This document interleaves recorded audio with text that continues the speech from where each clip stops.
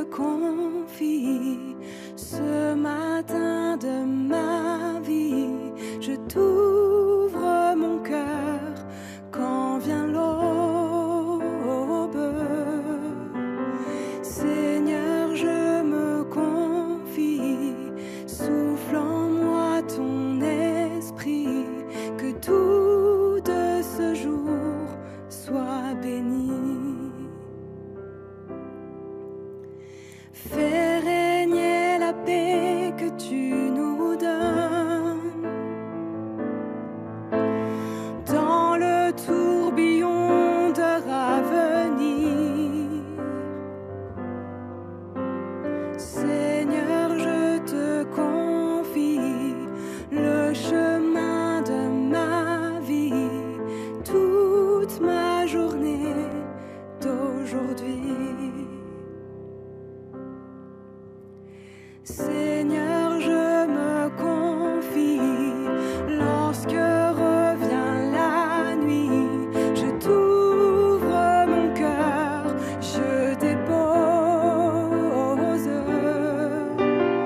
les rencontres d'aujourd'hui, les pardons, les merci, tout de mes joies, de mes soucis. Car dans moi la paix que tu nous donnes, qu'elle me reste avant de m'endormir. Seigneur, je me confie, Seigneur, tu me conduis, jour après jour dans la vie.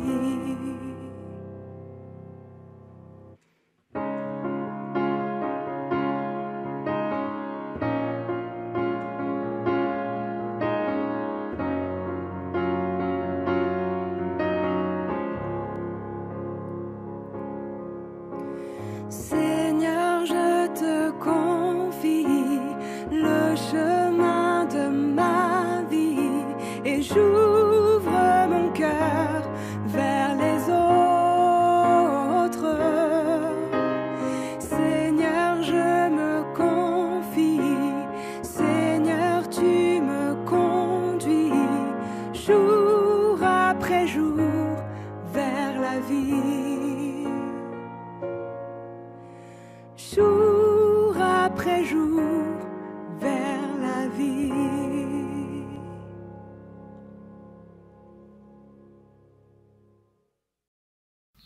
Jésus sortit et se rendit, selon son habitude, au mont des Oliviers. Ses disciples le suivirent. Quand il fut arrivé à cet endroit, il leur dit « Priez afin de ne pas entrer en tentation ». Puis il s'éloigna d'eux à la distance d'un jet de pierre environ, se mit à genoux et pria en disant « Père, si tu le veux, éloigne de moi cette coupe de douleur. Toutefois que ce ne soit pas ma volonté qui se fasse, mais la tienne. » Alors un ange du ciel lui apparut pour le fortifier. Saisi d'angoisse, Jésus priait avec encore plus d'ardeur. Sa sueur devint comme des gouttes de sang qui tombaient à terre. Après avoir prié, il se leva, revint vers les disciples et les trouva endormis, épuisés de tristesse. Il leur dit « Pourquoi dormez-vous? Levez-vous et priez, afin que vous n'entriez pas en tentation. » Il parlait encore quand une foule apparut. Judas, l'un des 12 disciples, la conduisait. Il s'approcha de Jésus pour l'embrasser. Jésus lui dit « Judas, est-ce en l'embrassant que tu livres le Fils de l'homme » Ceux qui entouraient Jésus virent ce qui allait arriver et lui demandèrent « Seigneur, devons-nous frapper avec nos épées ?» Et l'un d'eux frappa le serviteur du grand prêtre et lui coupa l'oreille droite. Mais Jésus dit « Laissez, cela suffit. » Il toucha l'oreille de cet homme et le guérit. Puis Jésus dit aux grands prêtres, aux chefs des gardes du temple et aux anciens qui étaient venus le prendre, « Suis-je un brigand pour que vous veniez armés d'épées et de bâtons? Tous les jours j'étais avec vous dans le temple, et vous n'avez pas cherché à m'arrêter. Mais cette heure est à vous et à la domination de la nuit. »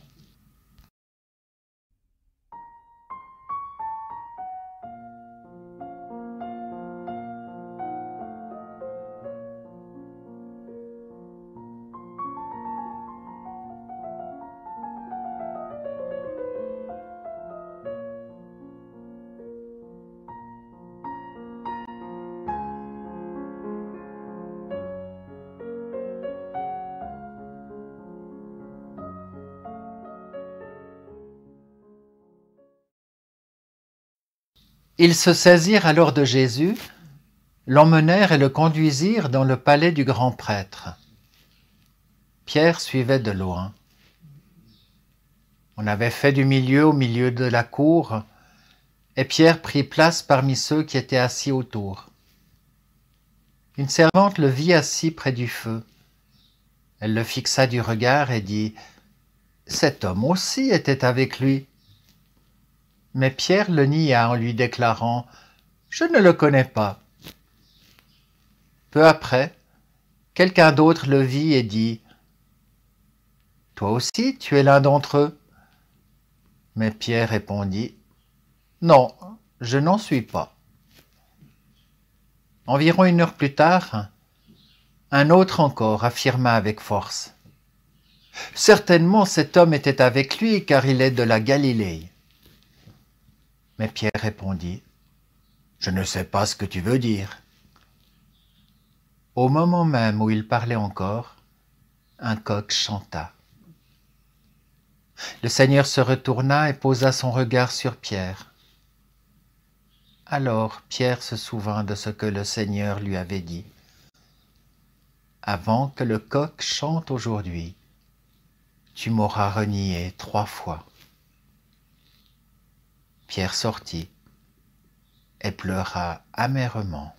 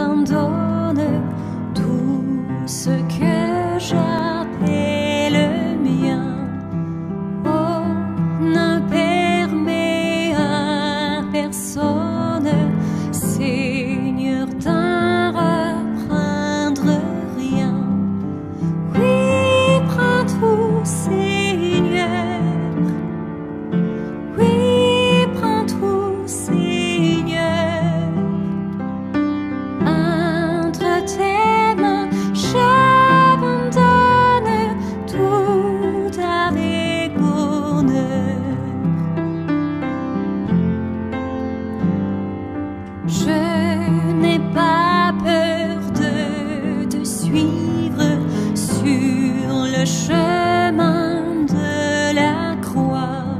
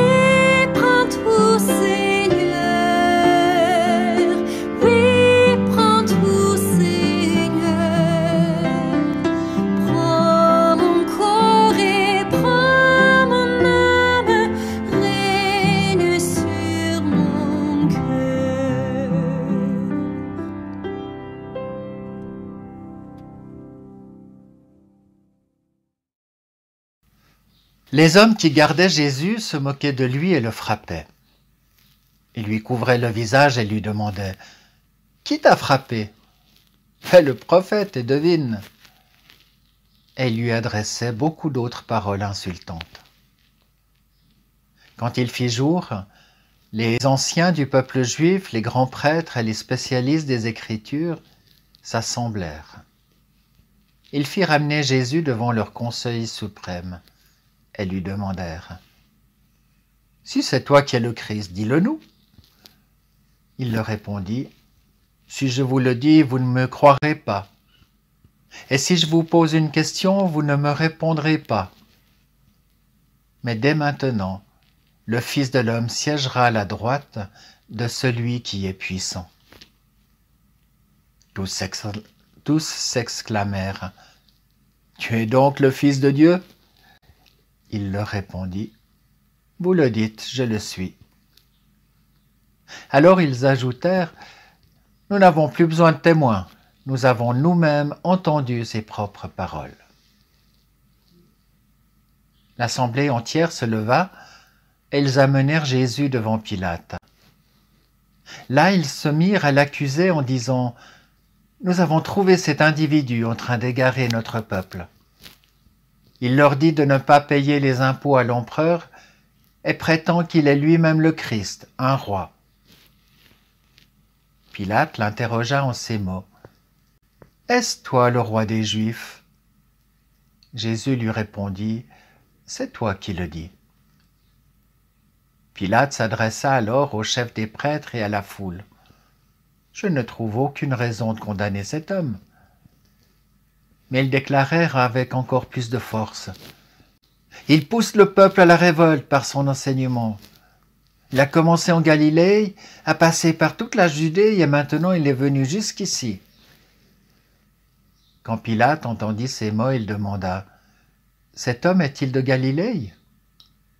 Et lorsqu'il eut appris que Jésus venait de la région gouvernée par Hérode, il l'envoya à celui-ci, car il se trouvait aussi à Jérusalem ces jours-là. Hérode fut très heureux de voir Jésus. En effet, il avait entendu parler de lui et désirait le rencontrer depuis longtemps. Il espérait le voir faire un signe extraordinaire. Il lui posa beaucoup de questions, mais Jésus ne lui répondit rien. Les chefs des prêtres et les spécialistes des Écritures étaient là et portaient de violentes accusations contre Jésus. Hérode et ses soldats se moquèrent de lui et le traitèrent avec mépris. Ils lui mirent un vêtement magnifique et le renvoyèrent à Pilate. Hérode et Pilate étaient ennemis auparavant. Ce jour-là, ils devinrent amis.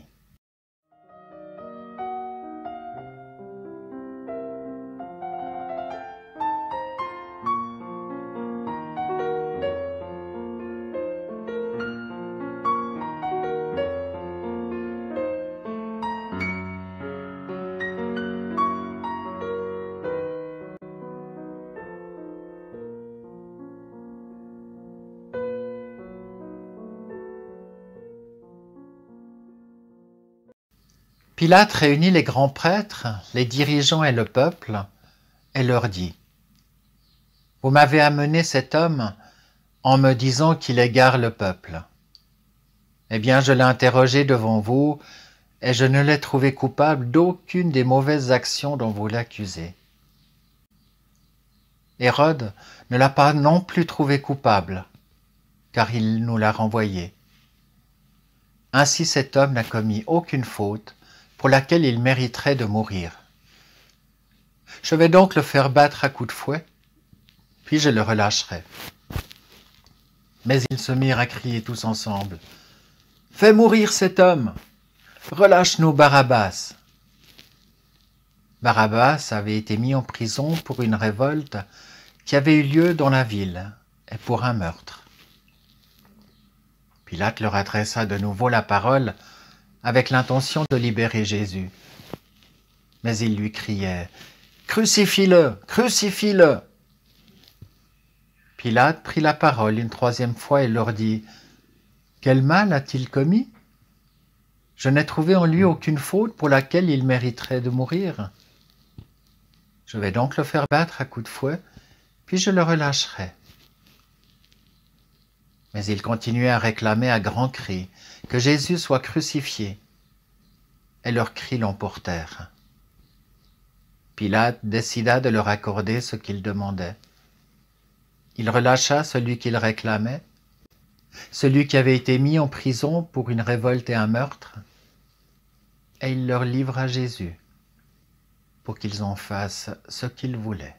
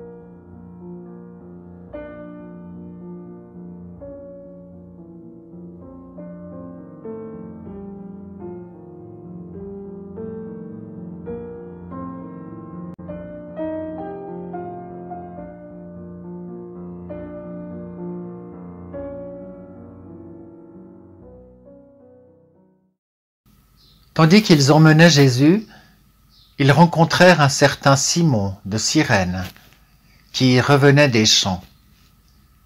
Les soldats se saisirent de lui et le chargèrent de la croix pour qu'il la porte derrière Jésus.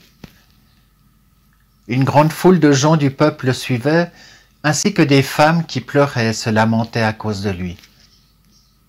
Jésus se tourna vers elles et dit : « Femmes de Jérusalem, ne pleurez pas à mon sujet. Pleurez plutôt pour vous et pour vos enfants. Car le moment approche où l'on dira : Heureuses celles qui ne peuvent pas avoir d'enfants, qui n'en ont jamais mis au monde et qui n'en ont jamais allaité. Alors les gens se mettront à dire aux montagnes : Tombez sur nous, et aux collines : Cachez-nous.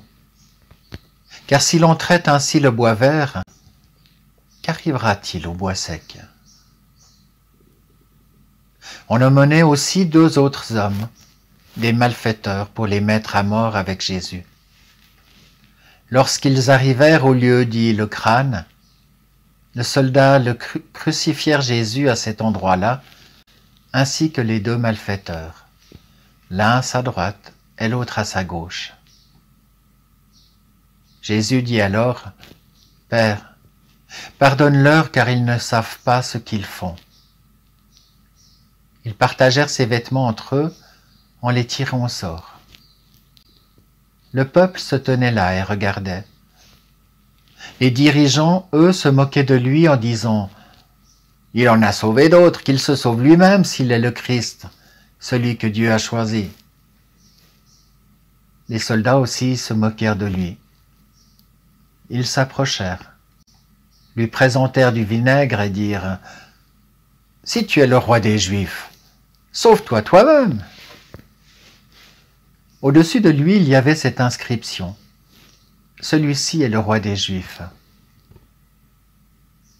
L'un des malfaiteurs suspendus en croix l'insultait en disant : N'es-tu pas le Christ? Sauve-toi toi-même et nous avec toi. Mais l'autre lui fit des reproches et lui dit : Ne crains-tu pas Dieu, toi qui subis la même punition? Pour nous, cette punition est juste, car nous recevrons ce que nous avons mérité par nos actes. Mais lui n'a rien fait de mal. Puis il ajouta : Jésus, souviens-toi de moi quand tu viendras pour être roi. Jésus lui répondit : Je te le déclare, c'est la vérité. Aujourd'hui, tu seras avec moi dans le paradis.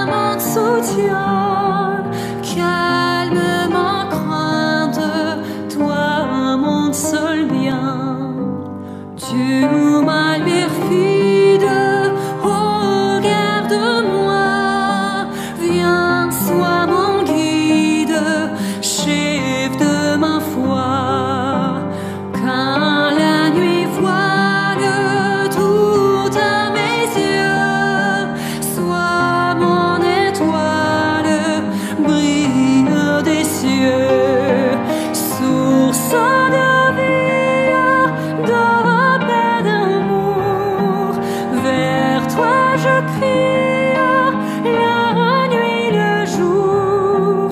Entends ma plainte, sois mon soutien. Calme ma crainte, toi mon seul bien. Voici l'aurore d'un jour nouveau, le ciel se dort des feux plus beaux. Jésus s'apprête, pourquoi gémir? Levons nos têtes, il va venir. Source de vie, de paix, d'amour, vers toi je crie, la nuit, le jour. Entends ma plainte, sois mon soutien. Calme ma crainte, toi mon seul bien. Source de vie, de paix, d'amour, vers toi je crie, la nuit, le jour. Entends ma plainte, sois mon soutien. Calme ma crainte, toi mon seul bien. Calme ma crainte, toi mon seul bien.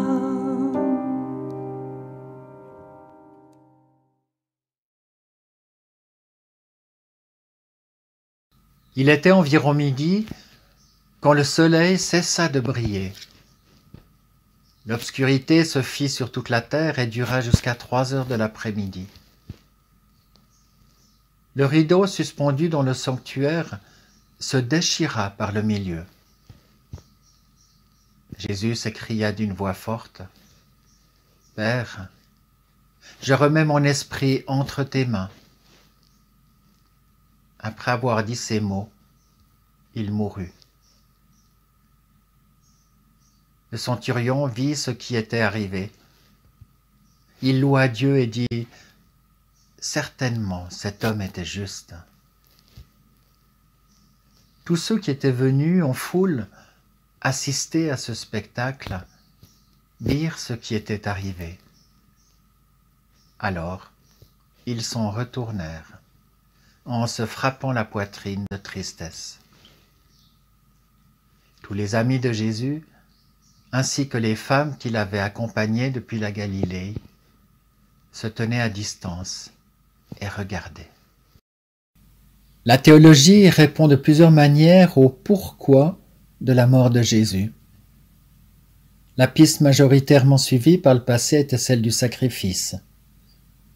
Il est mort en victime sacrificielle à cause de notre péché. Mais quel visage de Dieu cela donne-t-il? Un Dieu sanguinaire qui sacrifie son propre Fils? Sans compter le fait que cela peut nous culpabiliser encore plus. Non seulement nous sommes pécheurs, mais en plus coupables de la mort du Christ. Et puis il y a l'idée de la rançon. Nous sommes prisonniers de notre chair et séparés de Dieu depuis la désobéissance d'Adam et Ève. Alors Christ est le nouvel Adam, qui vient payer le prix de notre délivrance, afin que nous retrouvions le chemin vers notre Créateur. Et puis il y a la thèse politico-religieuse. Jésus s'érigeait en contre-pouvoir, comme on le voit toujours actuellement, que ce soit en Birmanie, à Hong Kong, en Biélorussie et autres. Et du coup, les autorités en place ont cherché à le faire taire, et même à faire un exemple, en le crucifiant, pour que tous voient le sort réservé aux opposants. D'autres encore ont même vu, dans un climat conflictuel des différents mouvements juifs de l'époque, entre pharisiens, sadducéens, zélotes et esséniens, dont Jésus a peut-être fait partie, et que sa mort aurait ainsi ramené le calme à Jérusalem. Mais l'interprétation que je vous propose aujourd'hui est encore différente et correspond plus au chemin qui mène au royaume de Dieu. Et comme c'est le thème du chemin de Pâques de cette année, je la mets en évidence. Dieu est amour. Tout son projet le montre. La création, les alliances, le désir d'être en relation avec son peuple, de le protéger, de le nourrir, de lui donner ce dont il a besoin, quelle que soit la difficulté qu'il traverse. Mais l'amour qu'il désire partager est souvent jeté à la poubelle par les humains, par des humains qui veulent croire en eux-mêmes et vivre sans lui. C'est pourquoi il s'incarne en un homme nommé Jésus, qui vient parmi les hommes pour les guérir, les relever, leur pardonner. Chaque parole qui sort de sa bouche, chaque acte qu'il fait est amour. Sauf que lorsque l'amour vient dans le monde, il est souvent rejeté. On le voit bien autour de nous. Certains qui travaillent pour la paix sont mis en prison ou tués. D'autres qui œuvrent pour la justice ne sont pas écoutés. Nous-mêmes aussi, parfois, nous refusons un geste de réconciliation. Nous n'acceptons pas de geste d'amitié qui nous place en trop grande proximité. Trop souvent, nous suspectons le mal, et pas forcément toujours à tort, là où il n'y a qu'attention et désir de faire du bien. Parfois aussi, il y a de la comparaison et de la jalousie qui empêchent de voir l'autre dans sa lumière, alors que nous croyons être nous-mêmes dans l'obscurité. Bref, la violence est plus ancrée dans notre chair que l'amour, et en particulier l'amour gratuit et inconditionnel de Dieu. Jésus est donc tellement amour qu'il est rejeté de façon très violente. Pouvait-il en être autrement?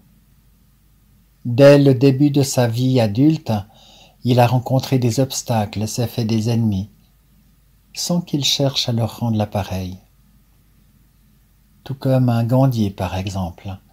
Sa non-violence a aiguisé les instincts meurtriers de ses adversaires. Pour ne pas mourir, il aurait fallu qu'il ne dise rien. Or, il n'est pas venu pour se taire. Son amour l'engage, il prend des risques. Et si Jésus accepte cette mort violente, c'est pour rester fidèle à lui-même, à sa parole, à son projet de vie pour nous. Et nous, aujourd'hui? Vendredi Saint n'est-il qu'une étape qu'on oublie bien vite dès la sortie du temple? Jusqu'où va notre fidélité au Christ qui nous montrait un chemin nouveau? Sommes-nous prêts à le suivre, à témoigner et à vivre de cet amour, envers et contre tout?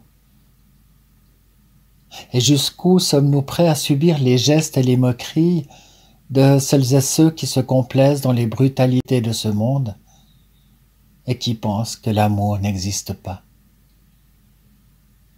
L'amour de Dieu qui nous a été montré par le Christ est un absolu, une perfection que nous ne pourrons atteindre de notre vivant.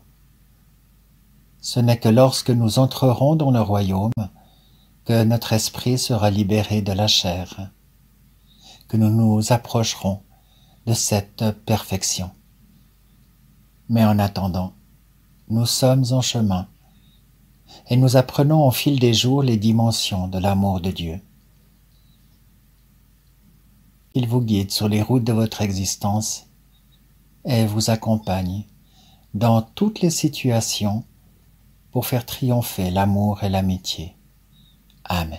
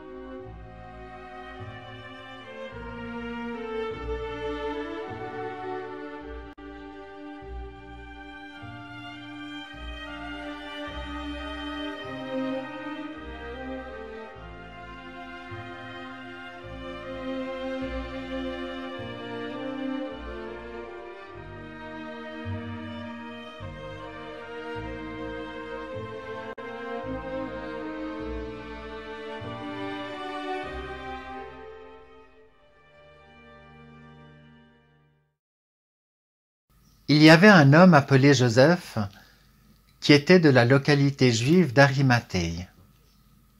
Cet homme était bon et juste et attendait la venue du règne de Dieu. Il était membre du Conseil suprême, mais n'avait pas approuvé ce que les autres conseillers avaient décidé et fait. Il alla trouver Pilate et lui demanda le corps de Jésus. Puis il descendit le corps de la croix, l'enveloppa dans un drap de lin et le déposa dans un tombeau qui avait été taillé dans la roche. Un tombeau dans lequel on n'avait jamais mis personne. C'était vendredi et le Shabbat allait commencer. Les femmes qui avaient accompagné Jésus depuis la Galilée vinrent avec Joseph. Elles regardèrent le tombeau et virent comment le corps de Jésus y était placé. Puis elles retournèrent en ville et préparèrent les huiles et les parfums pour le corps. Le jour du Shabbat, elles se reposèrent comme la loi l'ordonnait.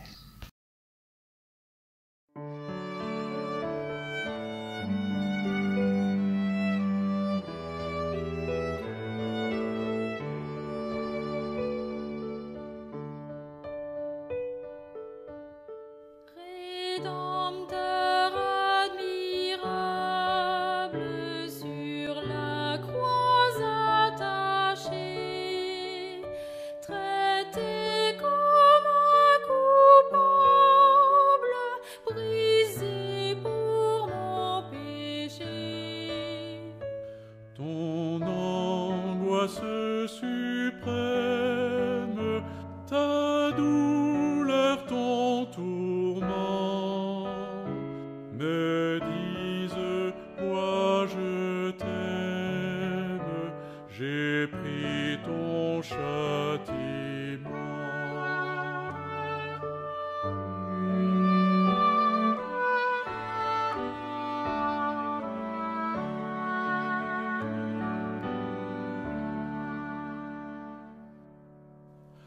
Abandonné du Père, toi qui n'es que bonté, Tu bois la coupe amère, tu meurs pour mon péché.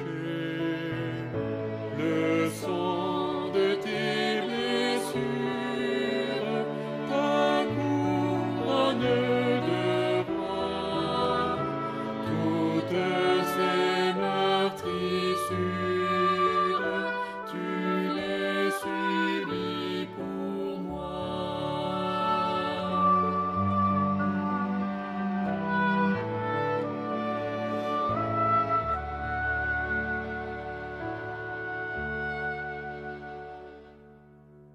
Ton amour me réclame, me voici mon sauveur. Prends mon corps et mon âme au prix de ta douleur, couvert par ta justice. Enfin, je ne veux plus que vivre